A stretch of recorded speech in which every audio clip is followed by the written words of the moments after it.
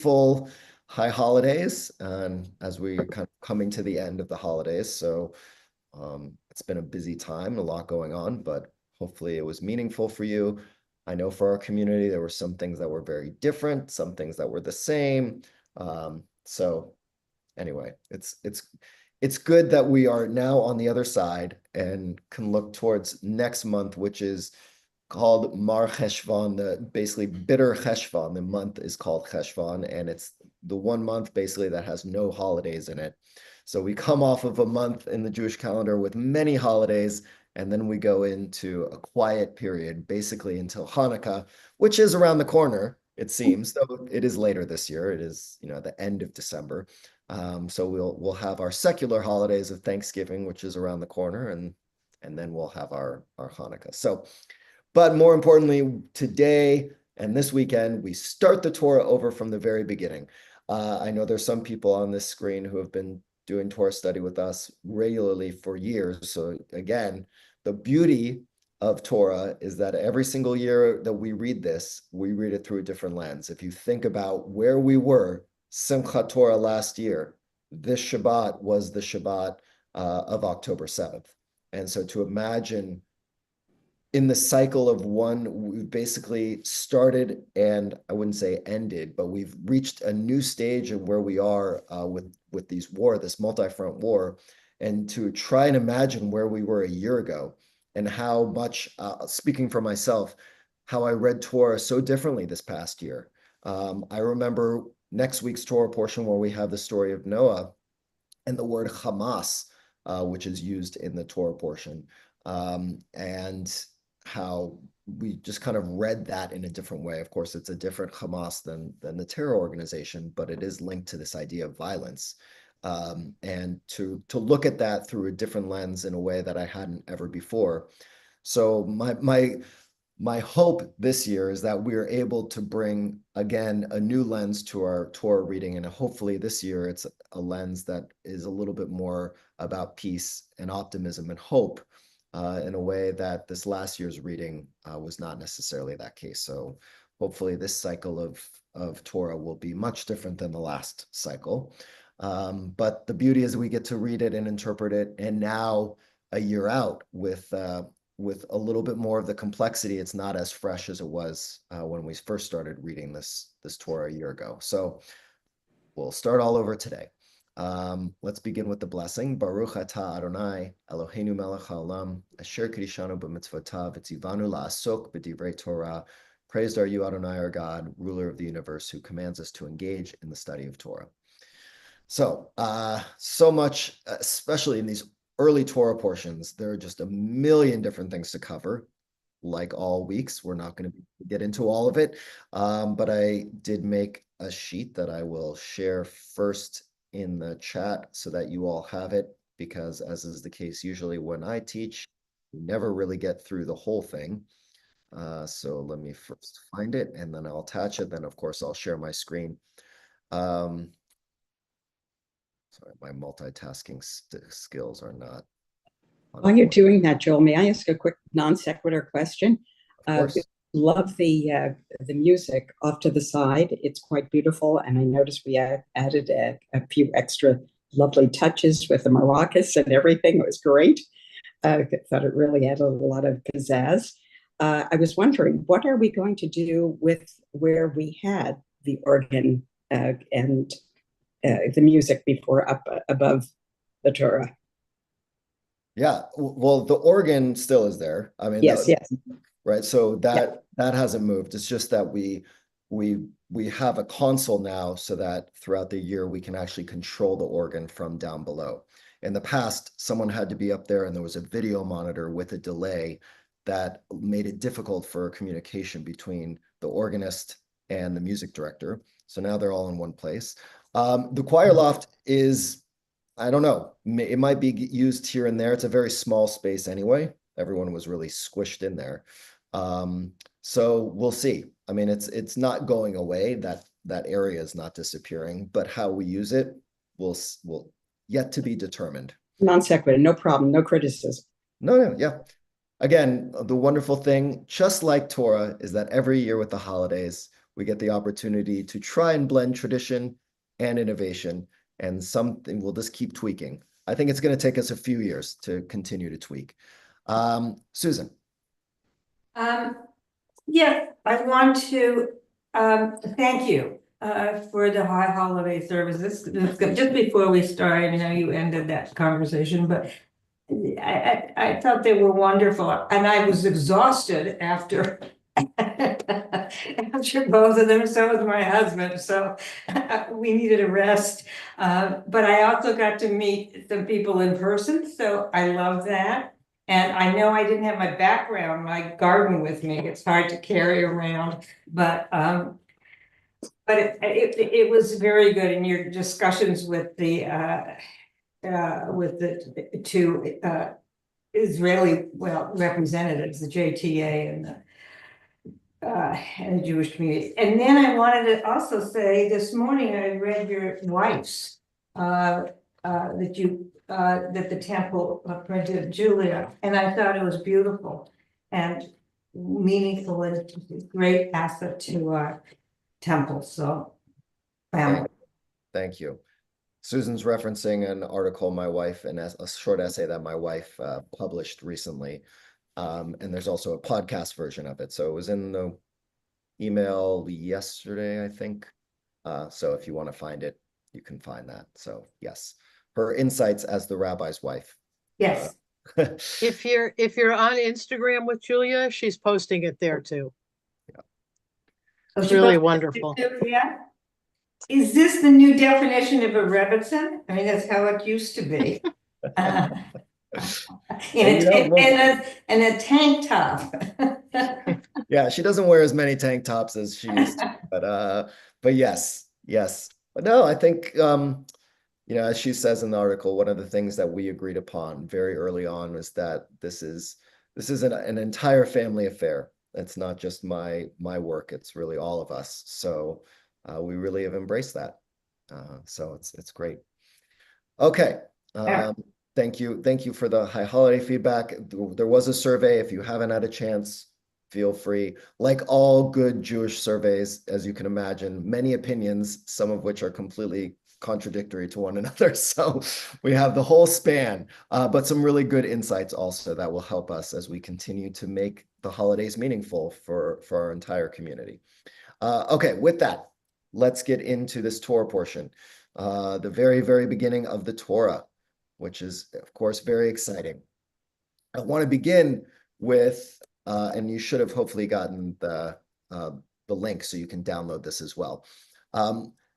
The Torah begins with this beautiful garden, and that's linked into this word pardes, which is an important thing for us to think about, and many of you are already aware of this, but as we start the Torah over again, one of the ways, the essential way in which we study Torah is through this idea of the pardes, which is the either orchard or pleasure garden.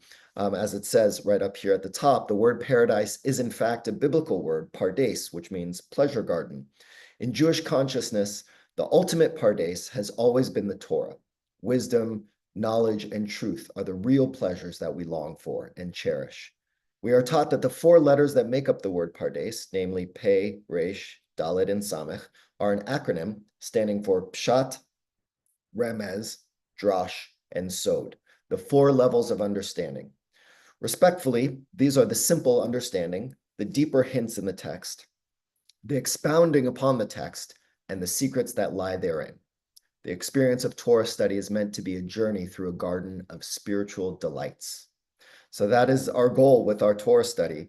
And for us to imagine, even though we aren't as a group necessarily able to go through all four of these levels with every single text, Pshat really is just the basic understanding of what is actually being said in the text itself.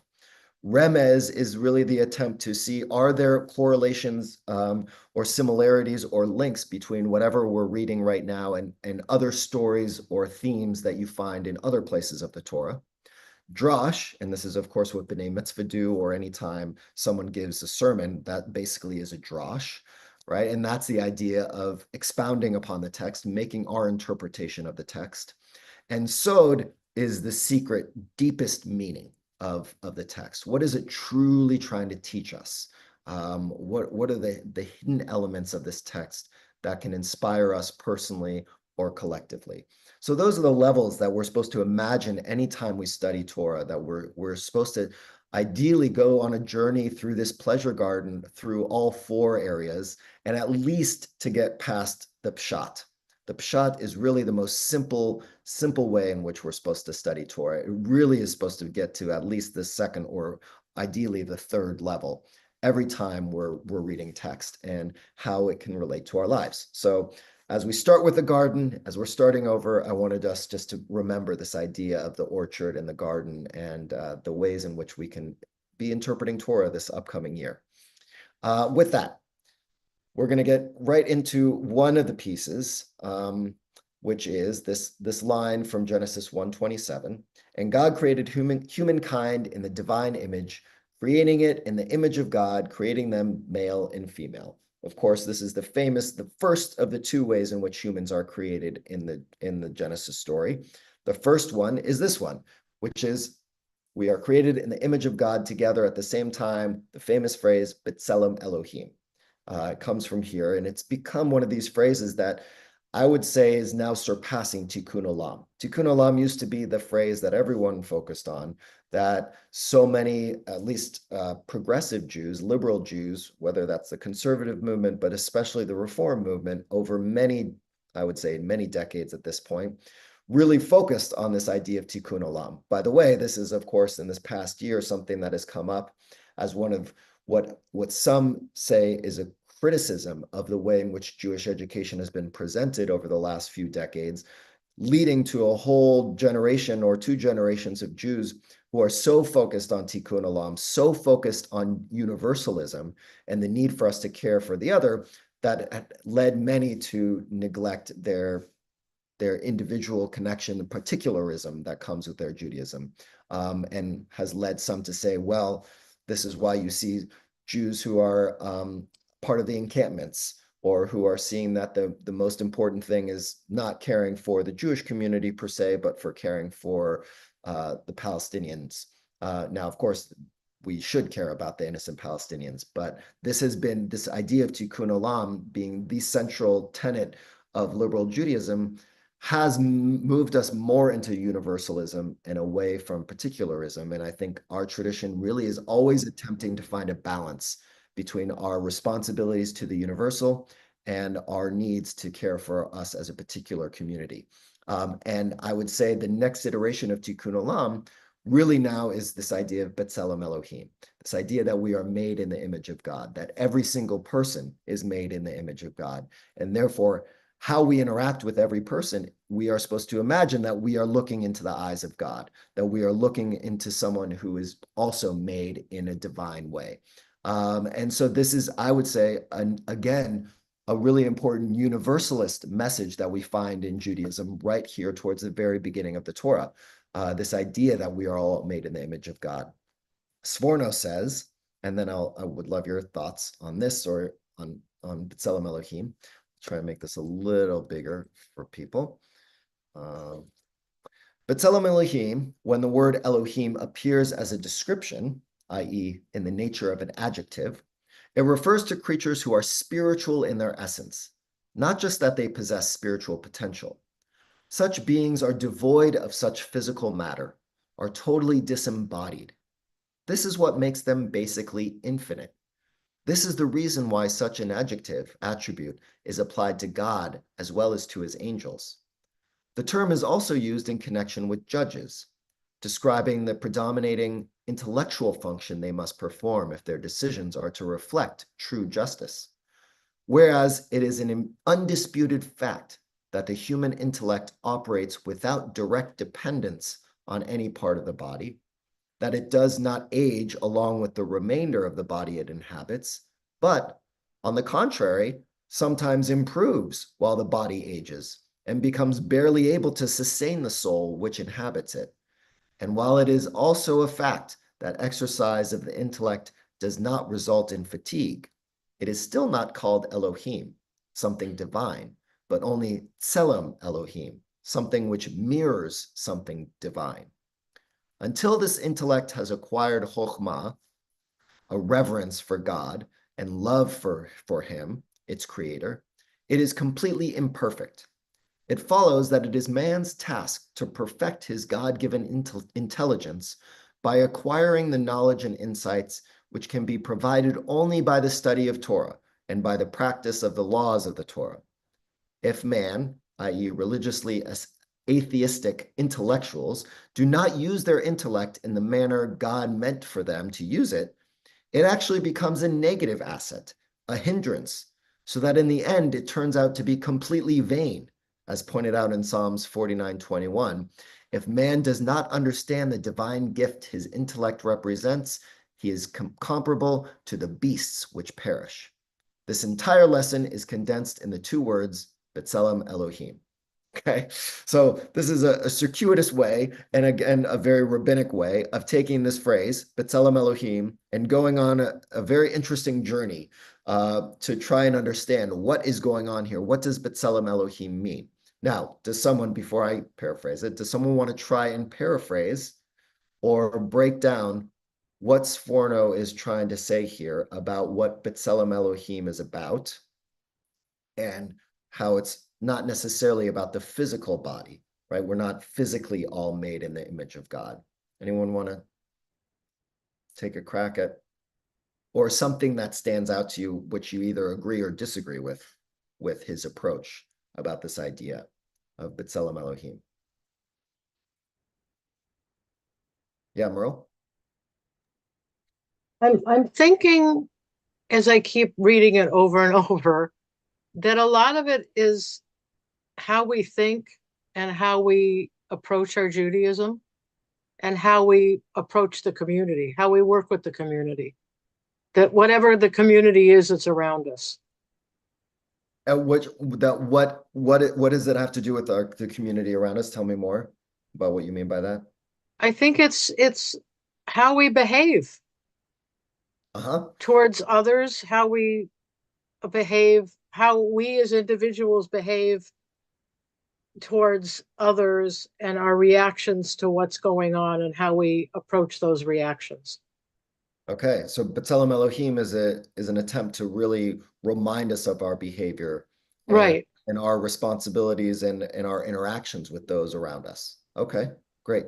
Brad, good to see you on here. Hope you're doing okay. Thank you, Rabbi. Yeah, I didn't get the behavior part. What I got was the perfection of the intellect, which is godly. But I would take issue with that. To me, what's godly in us is our ability to create, just like God is a creator. When we create, that's when we are most godly ourselves. Wonderful, beautiful. Yeah, okay, so while this seems to focus on the need to perfect our intellect, right? The Sforno is not focusing on our physical embodiment per se, but how the real crux, and you can feel his own bias here in terms of Torah study and intellect, that for him, this is that in order for us to be like God and to be made in the image of God, is for us to take the incredible gift we are given as humans of this thing called the intellect, and to be able to spend our entire lives trying to acquire the deepest level of understanding and intellect. And that's what it means to be made in the image of God, is to get as close to that as possible. Brad is disagreeing with that as the main crux of it, and really that what makes us connected to God and what makes us made in the image of God is our ability to create. Just as God created humanity and created the world, we have this incredible power, unlike any other living creature on the planet, to create in a way, not just to procreate, right, but to create the world in which we live right now, is pretty incredible. And that makes us in the image of God. And with that ability comes, of course, a great responsibility, which we get to later on in this Torah portion, and of course, next week's Torah portion, where we see what happens when we lean into this power to create so much so that it leads sometimes to destruction. Great, thank you. Jonathan. Well, I don't know. I think what struck me in it is, I think I totally, resonate with the idea of like intellect being informed by wisdom. I was doing or am doing a study in the Tree of Life from Chaim Vital, and it's got the top of the right hand part of the Tree of Life is the Chachma, which is wisdom, and the left hand is Binah, which is understanding. And I think I got a pretty good idea of what Chachma is. It's kind of like the proper application of intellect, or Binah. I'm still kind of trying to figure out exactly what all it is, but it seems like it's translated as understanding, but it's sort of related to the verb to construct or build, like how you've built your, what you see is going on around you. And I noticed in the tree that like it's saying exactly what this guy is that when your understanding is fueled by wisdom, the left hand, when your binah is fueled by your hakma, that then you got it going on. But if there's no wisdom fueling that understanding, then you're going to have all this intellect, but it's going to be like going the wrong way.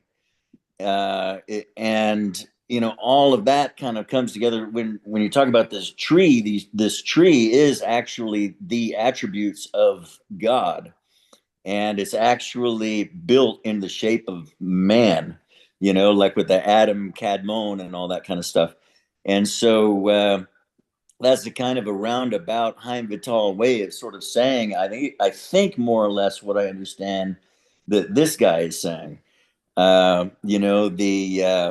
So I'm a little confused and still have to think about the disembodied consciousness and all of that kind of stuff. But the latter part about the relationship of wisdom to intellect and understanding, yeah, that almost, it's almost kind of like he's restating something that I saw in the Kabbalah in Haim Vital. So yeah, it was really interesting. Yeah, thank you for that summary. That's great. Will you just put the book and what you're reading into the chat so everyone can, if they want to also explore it, can do that. Okay. Thank you. Yes, Bina and Chokhmah. The focus here is really just on Chokhmah, but Bina is a key piece. Just like if we think about the Sfirot, there is this balance that exists in the Sfirot. So again, so much of our tradition going back to the beginning of creation is about balance, right? Even if you think about light and darkness, day and night, all the days in which and what things are created on which days. Susan. I really liked that, Jonathan, and I agree with you. And I'm gonna lower my hand. It struck me so much, the last few lines, that I couldn't even think of the former lines. A religiously atheistic intellectuals don't use their intellect in the manner God created for them, and it becomes negative.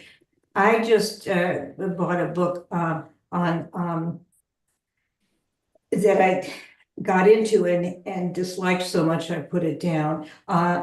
It was on the Rebbe, the newest book on the Rebbe, and the authors in the beginning said that he is an agnostic or an atheist. He's Jewish and an intellect, and he said he wants to look at the faults of the Rebbe and not to. He had it was a list of things in the beginning, and they were negative. And rather than seeing, he approached this totally with the intellect and no feeling and no kind of sense of empathy and the good that this Rebbe has created. You don't have to be, an over enthusiastic botnik to realize the good. And I thought it turned into something really negative, and I put it down because his interest was in criticizing. He didn't have, as Jonathan put it, and in the in the tree of life, the Chokmah and Bina, and even the Da'at. And I find this in a lot of academic writings to which I was exposed in my academic career, devoid of real understanding and empathy. Yeah, thank you for sharing that. And that's a good point. And I think what Sforno's doing in the very beginning, I think, is trying to reference a little bit of that emotional side, mostly in the sense of this idea that we are spiritual in our essence. I really like this idea that he points out. He goes into intellect and focuses the majority of his time on that. But this idea that we are innately spiritual beings, and can we just accept that, right? That being spiritual has nothing to do with necessarily. Again, a lot of people differentiate religious and spiritual. They'll say, "Oh, I'm not religious, I'm spiritual." And I think as long as everyone can get to the point where they could say, "I'm spiritual," spiritual to me is this idea that we are all aware of the wonder and grandiosity of the world in which we live and the infinite potential of ourselves and the world in which we live. And a recognition of that allows us to see ourselves as a part of a context that's much larger than ourselves. So that's my interpretation. I'm curious, I'd like to open it up. How do other people define spiritual, right? Because he goes in the very beginning here, with creatures who are spiritual in their essence. So how would you define what spiritual is? If we are to imagine that we are spiritual in our essence. Karen? Well, I totally and wholly agree with your what you said about it, because I may not be a religious person per se, but I'm definitely a spiritual person, and I like the way you parsed it, because if one looks at the last line, if man does not understand the divine gift his intellect represents, it makes us lesser, in my book, if we are not necessarily accepting it in the way in which this is positing religiosity versus spiritualism. And I think it does us an injustice and a disservice, because we are eliminating, and forgive me, I don't want to look at myself, but I want to say it's eliminating too many people who are good people and have much to offer, but do not necessarily embrace the religiosity. And I loved, by the way, when you said it in your sermon, you were embracing everyone, even no matter what you said, no matter what your belief. You did not say, you made everyone, you embraced everyone, no matter what they were, and I appreciated that. And so I understand what you're saying. I appreciate it, and thank you. Great. Thank you. Anyone else want to offer their definition of spiritual or spirituality? Yeah, Rebecca. Well, given the fact that the plants and the animals were created before us, for me, this whole Parsha is really about separation and what makes us different from the animals and the plants, and that would be spirituality. And what is it? And so what is that defining, differentiating factor? If you want to define it as it is spirit, name it as spirituality, what is that thing? What is spirituality that differentiates us from the animals and the plants and everything else on the planet?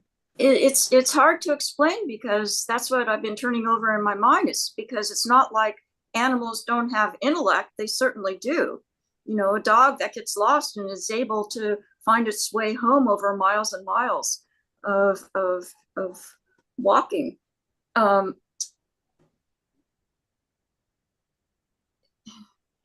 Rebecca, can I just help you by perhaps sharing with you, if you're differentiating between an animal and human, we can just say, and I agree with you with regard to an animal having intellect, it is just that it is not as highly developed as ours.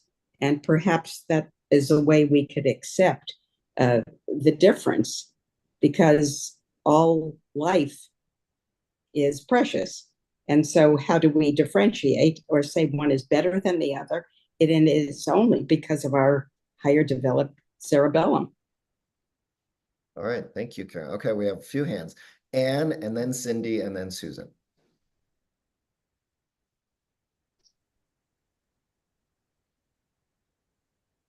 Audible. For me, I just think of the word as being synonymous with some kind of connection that is greater than something tangible or something that you actually do. It's a connection to something higher. So for me, when Rebecca was asking the question, that was the word that came to mind. Wonderful. Thank you, Anne. Cindy. For me, spirituality means that there is a higher power that we may or may not have a concept of what it is that answers all the questions that we don't understand. Very nice. So there is some force that does have all the answers. We just don't understand what they are. Is that what you're Right. saying? Yes. Great. Thank you. Susan, and then Douglas. Yes, I was going to say that, Cindy. Thank you. I think it's a sense of connection to some godly or higher power. And I think also that a difference between what was the animals that was brought up was also we have free will, thanks to Eve taking from that garden, and we can distinguish, although she wasn't supposed to distinguish, between good and evil. We have that power. But I think some people are more talented in spirituality than others. And I think that's a different capacity. And I've heard one rabbi speak that he wasn't great in intellectual in college, but he feels he has a spiritual capacity. And I see that in a number of people, and I wish I had it. And the only times that I felt it really was in death of loved ones, which is a strange thing, but that's when there's something really awesome and foreboding, and it shakes you to the core. Yeah. So anyway, I wish I had it. If there were classes on how to become more spiritual training or something, I would like it. Okay. Well, it sounds like you have it. I mean, you felt it. I mean, you say it's a little weird to have it at death, but I think it's actually one of those most profound moments. It seems as though you've been able to access spirituality in some of the most profound moments of life and death. Douglas, and then Sydney.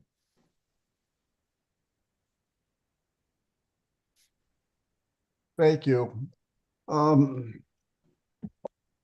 A couple of things. I think of religion as something that man has made, and spirituality is something that God's made. Religion is us telling God what we want, and spirituality is listening to what God wants.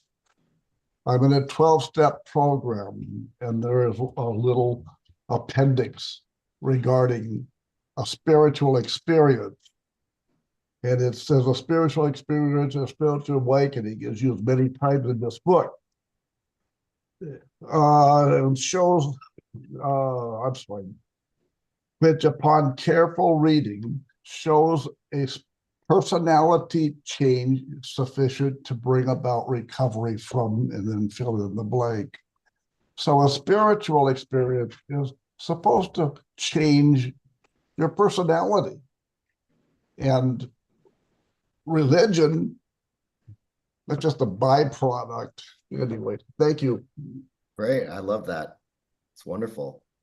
Yeah. So one of the essences of spirituality, according to you, Douglas, and that 12-step program, is the idea that spirituality is is not in and of itself the goal. The goal is really that it helps to change you. And around this time of year, that's an appropriate thing for us to be thinking about, right? Wonderful. Thank you. Sydney.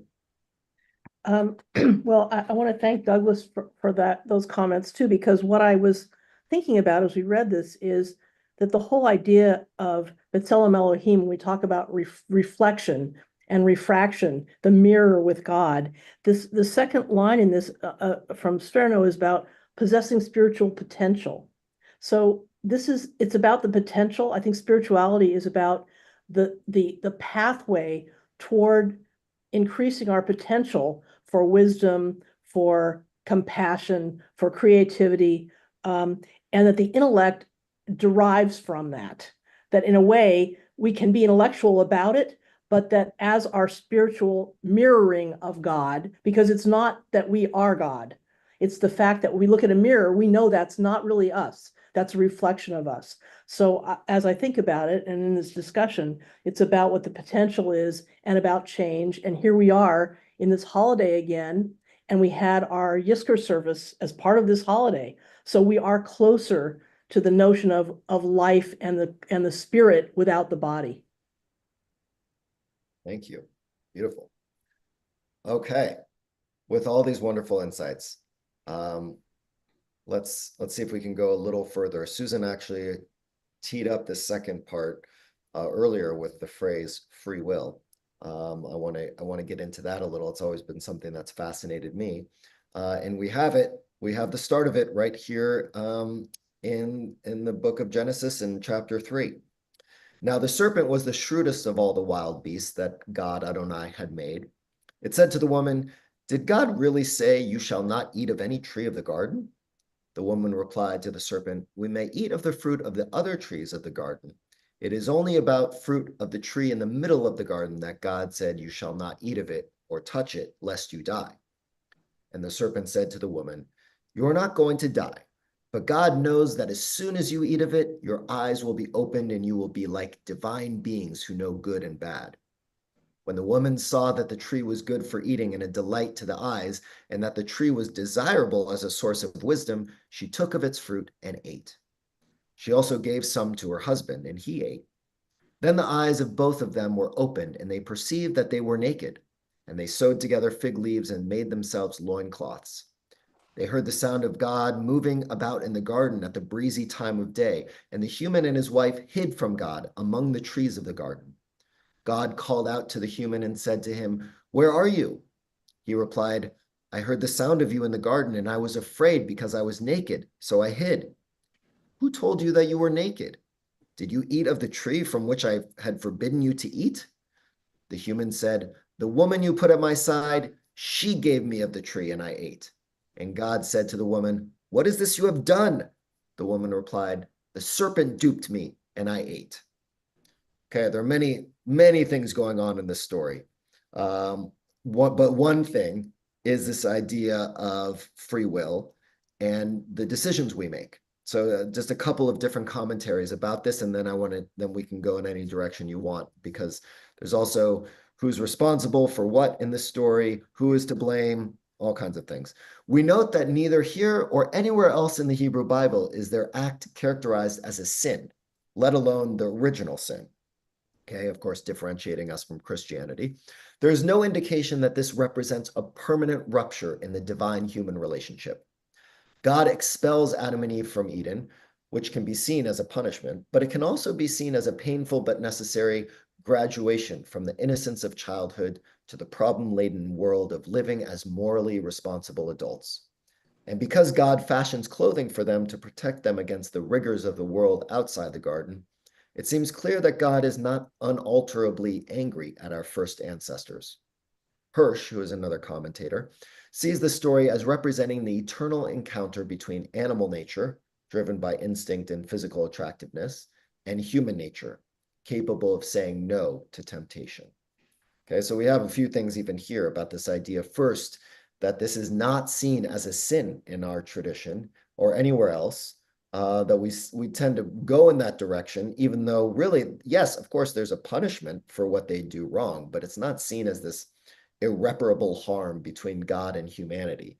There are very few of those in our tradition and in the Torah itself. And this idea that even God fashions clothing for them when they leave so that they are protected when they leave this paradise is another really important point to note.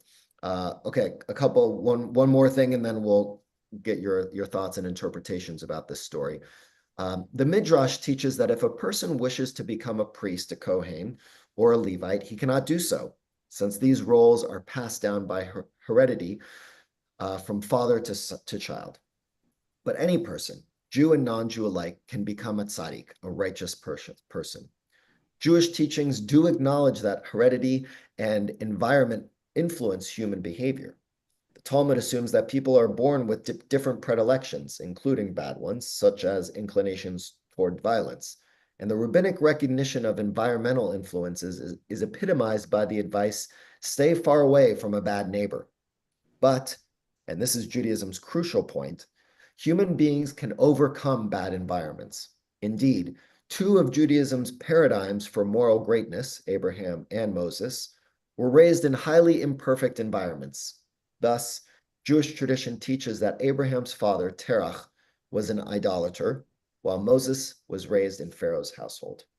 Right? So that everyone has the opportunity to overcome the challenges they face and to decide on the kind of person they want to be, to become a righteous person, right? So this really is the beginning of this idea of free will. We receive free will right here at the very beginning, one of the most important gifts that our tradition gives us, and the way in which we are supposed to see our place in the world is that there is not a God who is a puppet master controlling our decisions and everything we do. We have complete control over the decisions we make. We cannot, of course, control what happens in the world around us necessarily, but we have control over how we act and how we respond to the world around us, right? This is one of the reasons given as to when people talk about the Shoah, about the Holocaust, where was God? And they say, no, where was man? Where was mankind? Where was humanity?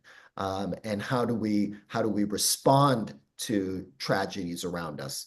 Not whether or not we should be focusing on how those tragedies happened. We could spend all of our time trying to figure that out and never really getting a good answer or never really feeling satisfied. But how we respond to those challenging times is where we do have some control. If you think about the high holidays, Unatana Tokef, that is that prayer, who will live and who will die, that is going into the space of free will. At the very end of that prayer, it really is about free will. It's about how we are going to respond to the challenges. So I'm curious what stood out to you from this passage about Adam and Eve, the interpretations, the commentaries that I offered about this idea of sin, or whether it was a graduation from the innocence of childhood into living as morally responsible adults, or this idea of free will and how it plays out either in the story or in our own lives, or even who is responsible for what happens in the story. Is it the snake? Is it Eve? Is it Adam? Is it all three? So any thoughts on any of those topics? Yes, Rebecca. Well, I just want to point out that I was at Rabbi Lewis's Torah study this morning, and just before Moses died, or when Moses died, his eyes were open and they were clear. And the same thing is happening to Adam and Eve. All of a sudden, their eyes are open, and are their eyes also clear? Is there a correlation there? We can make one for sure. I definitely think we can make a correlation. I mean, when Moses at the end of his life, if you remember, he does not enter the land of Israel, even though he guided the people there. And the reason, according to our tradition, according to the Torah, is because of a mistake he made. It's the mistake of hitting the rock earlier in the book of Numbers and not listening to God, that he is punished, according to that story, that he shall not enter the land. And he continues to guide the people all the way until the edge of the promised land. And then at the end, his eyes remain clear. And if you're talking about Adam and Eve also, if you think about what happens here, they make a significant mistake. They disobey God. And at the same time, it opens their eyes to all the possibilities that can come from that, right? And Moses, his eyes become clear because it's not necessarily about the fact that all the Israelites got to the edge of the promised land or that he got to the edge of the promised land. It's the potential of what's going to happen after that, right? So much of the idea of the Garden of Eden is that it's never supposed to be found again. It's not the place where we actually could ever survive as humans. That is not where we're supposed to be. And why so immediately we are thrust out of that garden to live in the world is because a garden of paradise is not reality.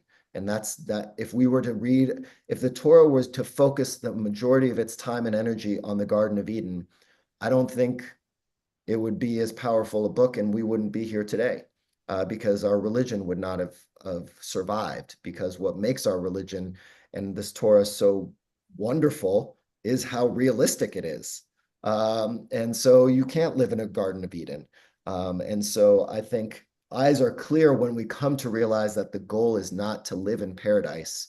The goal is to be able to have the skills to navigate the desert, which is what happens both to Adam and Eve and what happens to the Jewish people. And that's when your eyes become clear, is when you realize that you can take paradise with you. It's not one place in time. It's through those challenges that we actually become clear-eyed. So that's my interpretation. Other thoughts?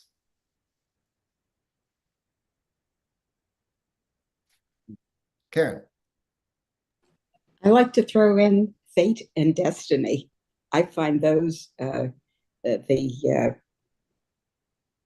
that and what you said that you always look at is how the discussion can be broadened, if you will, because none of us is perfect, obviously, but when we think about what happens to us and how we take it, and how much control do we have, and there is, I think, part of the definition of your fate and your destiny. We went through this with Steve, and it's hard because I think that, and actually, Levi Mayer did this too. Each rabbi has tried to work out the fate and destiny issue. I think fate is, to simplify it, your fate is what happens to you, and your destiny is what you decide you can do in life. So, but it's such a big subject. It really is so big. It's bigger than what we can discuss right now. But I appreciate so much these Torah classes. So forgive me, I had to throw in my 2 cents. No, it's great. I mean, fate and destiny are key pieces of the conversation about free will, and how much free will we have. I mean, one of the challenging passages in Pirkei Avot is that God is all powerful and all knowing, and we have free will. So that built into that is this idea that God knows exactly what's going to happen, and has all the power in the world, and yet we also have free will. So how are we supposed to manage that? If there is a force and a path is already known, but we don't know what that path is, do we actually have control over that path? Yes or no, right? So it's all mixed in there. So fate and destiny and free will are all linked for sure. Thank you, Karen. Benjamin and then Brad. Thank you, Rabbi. To me, there's this thread we started about the deeper understanding and study of the Torah and the deeper meanings, how it affects us today, and how we build on the knowledge. And then to link that with, we talked about intellect, and we said how, well, yes, some animals have knowledge and are smart, but nobody's like the humankind where we have the knowledge and we built basic tools, but then we built on that knowledge and we built, the Hoover Dam and went to the moon and AI and all these things. So we build on it. And that's the sense of spirituality, using our intellect and growing, studying the Torah and getting deeper meaning out of it. And that the spirituality is some sense of a higher self or higher learning or higher understanding. Okay, so the intellect and spirituality are very much in line with each other. They're linked, or one leads to the next. Is that what you're saying? And they build as one becomes more knowledgeable and a better understanding of the Torah, you have a greater spirituality because you're doing kind of as the Torah tells us to learn and to build and to grow and to be better. Great. Love it. Thank you. Brad. Rabbi, if I understood you correctly, I thought you said that free will was given to us by God. And I'm kind of questioning that. I'm wondering if we weren't in some embryonic state in this Garden of Eden, and we started waking up and started showing agency on our own. Yes, I think you could read it either way. Either we woke up on our own, or God gave us the capacity to wake up on our own, because God could have limited that capacity. So again, it comes back to your theology and how you want to understand whether we've been given a gift or the opportunity to create our own gift. I mean, I think that's really up to, again, the beautiful thing of our tradition of figuring out the interpretation of what does it mean to be made in the image of God, and what does it mean that we were created, put into this space on earth, and is it automatically as soon as we were created? And again, there are two stories, right? So there's chapter 1, B'Tselem Elohim version, and chapter 2 version is Adam is created and then Eve is created later. So you also have to take into account these two different stories. Some people link those two stories together. Others say it's basically two versions of creation. We have chapter 1 and we have chapter 2. We have two creation stories right here that are different from one another. And how we can see those as aligned or creating a more complex and nuanced understanding of what it means to be human and created in this world.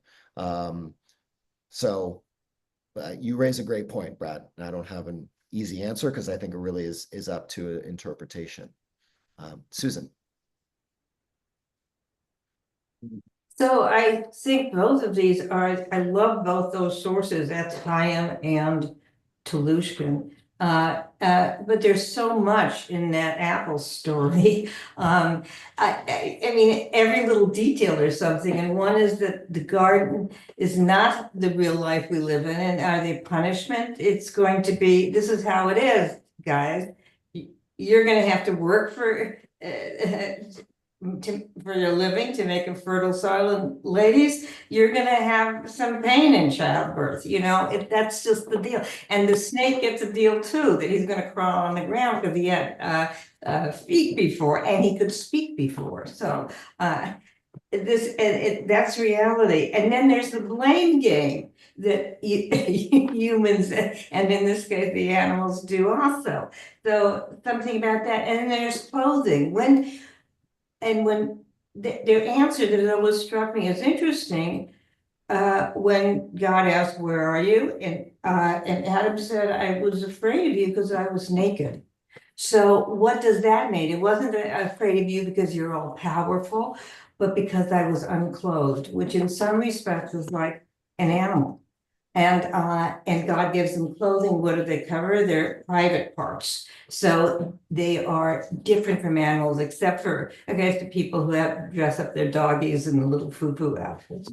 But that's another thing, sexuality. And then it also, I'm thinking I heard Rabbi Artson speak about process theology. Now, there's another bigger issue is what does God know? Is God all powerful and all that? But from what I get from it's a general plan where you're born, your environment, your parents and all that, your abilities, natural capabilities, and then what you do with it. And God doesn't technically know whether you're going to go to the right or to the left, or in this path or that, along this bigger picture. And then I'm thinking of Providence and Power, a wonderful book that I would recommend by Meyer Soloveichik, that talks about their chapters on various Jewish heroes who felt this providence that God was destining them to something, and they took it in their hands to take power. And Esther is one of them, and that. And then I think of the founding fathers in this case of the country who spoke about the providence, and that was sure they came from a Christian belief, but it was Christian based also on the Hebrew Bible.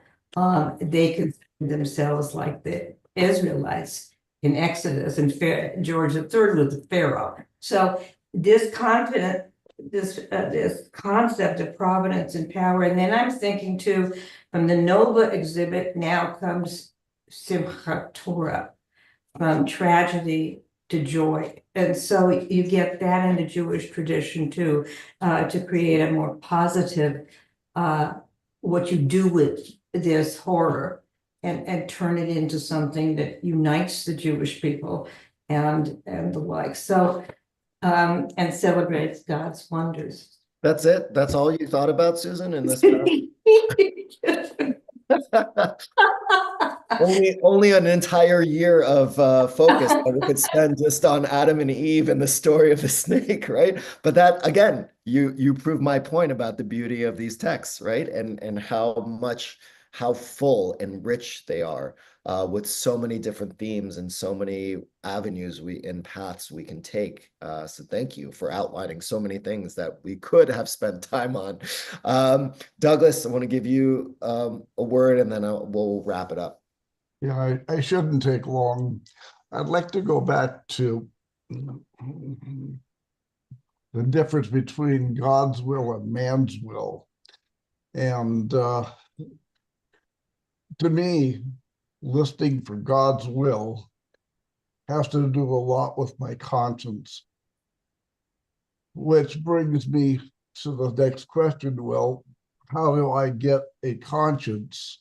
And I think that is something we learn from our parents and from society. Certainly society has tried to make it non-desirable to kill people and rob people and be nasty. But I think, I had a religious upbringing, and so I have those moral attributes. But I'm thinking these days in our current society, I think more and more children are not brought up with any moral training. And I think maybe that is one of the reasons that there are so many nasty people around, as opposed to the way it was, 50 or 100 years ago. I'm done. Thank you.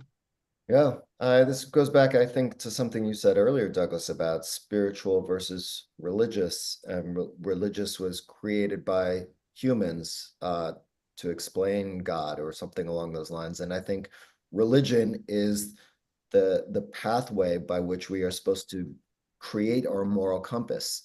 That these early stories in the Torah that we find in this chapter and in this Torah portion, and we'll see again next Torah portion, and for a while, are stories in which people fall off the path, and religion is an attempt to create a more meaningful path through the challenges we face, and to be able to guide us through those moments of vulnerability, of nakedness, which we definitely want to hide our vulnerabilities, and also to guide us in moments where we are given a choice. Free will is about choice, and Adam and Eve had the choice of how she would respond to the snake. They each, in that story, they each had an option. Snakes, not so much, but Adam and Eve, they had choices not only in their actions, but how they responded to the situation, and whether to take responsibility or not. And I think we learn at the very beginning of the Torah, we are responsible for the world. We are responsible for one another. We didn't even get to Cain and Abel, which was also on my list. So you can read that over Shabbat. Am I my brother's keeper? Some of the most foundational concepts of what it means to be Jewish and our religion and our connection to spirituality take place in this Torah portion. Shabbat. I mean, it goes on and on. You can spend a whole year just on this Torah portion. And I think the brilliance of this beginning of the Torah is that it really is creating that roadmap for us. And so at the start of this year, this is the time for each of us to be thinking about, what is your roadmap? What are those foundational elements that are going to guide you to live a more, I would say, not just spiritual life, a religious life, where we take what has been given to us by God and we make it actionable, and we make it a moral compass that can guide us through all the decisions that we're going to have to make, all the things that are coming our way, whether that's the election in 2 weeks, whether that's whatever's going to happen in Israel. There are many decisions that, even if they're taking place in Washington, D.C. or in our promised land, we still have choices to make in ways in which we want to respond, in ways in which we want to act. And the Torah says in the very beginning that this is our responsibility. We have free will, but our free will is not to just sit back and watch the world happen around us. We are supposed to be active participants in that, because we can't live in that Garden of Eden. And as much as we want to live in a garden of walled isolation, the Torah teaches us it's not possible. And so we just have to accept that and find ways in which we can bring our spiritual selves to try and heal this world and make it a better place. So thank you all. Thank you for all of your insights. And Shabbat Shalom and Chag Sameach, and look forward to studying with you again soon. Thank you, Thank you. Rabbi. Shabbat Shalom. Shabbat shalom. Thank you. Thank you. Thank you.